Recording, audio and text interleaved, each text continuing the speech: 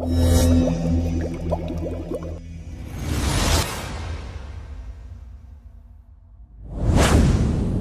Jumat, kadangkala hari Jumat itu lewat begitu saja, padahal hari itu termasuk hari yang paling mulia sepanjang masa, hari Jumat.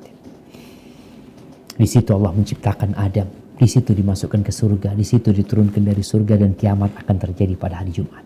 Di antara amalan yang diamalkan pada hari Jumat, mulai malam Jumatnya, adalah membaca surat Al-Kahf. Apa fadilahnya? Tadi yang disebut oleh dokter. Ada dua fadilah yang akan didapatkan. Orang itu akan mendapatkan cahaya sampai Jumat yang selanjutnya. Atau dia akan dapat cahaya sampai ke Baitul Atiq, sampai ke Ka'bah.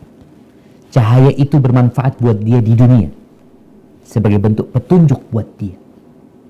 Cuma memang begini, kadangkala kita baca Al-Kahfi itu hanya membaca lafalnya saja.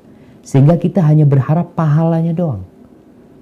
Padahal di situ ada petunjuk yang insya Allah engkau akan terjaga sampai Jumat depan. Engkau kalau baca surat Kahf ya, artinya dengan memahami artinya, engkau itu akan terjaga sampai pekan depan. Itu sampai Jumat depan itu dalam petunjuk Allah SWT, dijagain sama Allah SWT. Adapun cahaya yang sampai Baitul Atiq, kita tahu nanti ketika di padang mahsyar ada pembagian cahaya, di mana amalan-amalan tertentu fadilahnya adalah memberikan cahaya kepada dia. Dan membaca surat Al-Kahf ini akan membuat engkau memiliki cahaya yang besar sekali. Dan orang-orang yang melewati sirat, kita tahu neraka jahanam ini lanjut kepada pertanyaan kedua, neraka jahanam ini hitam gelap kulitannya. Setelah proses pembagian rapot, penimbangan, lalu nanti manusia itu mulai dibagi-bagi.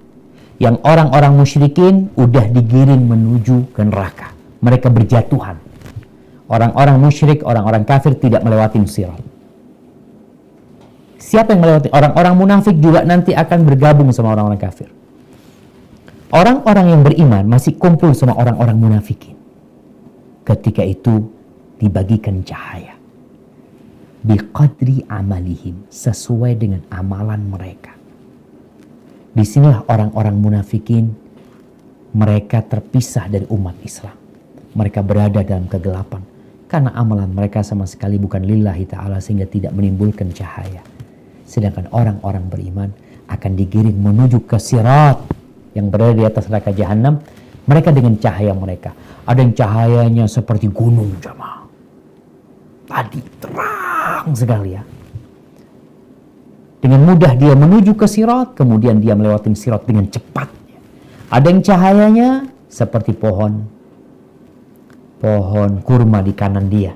Seperti orang kalau pakai senter ya, dia bisa kelihatan jalannya, tapi ini seperti pohon kurma besar cahaya.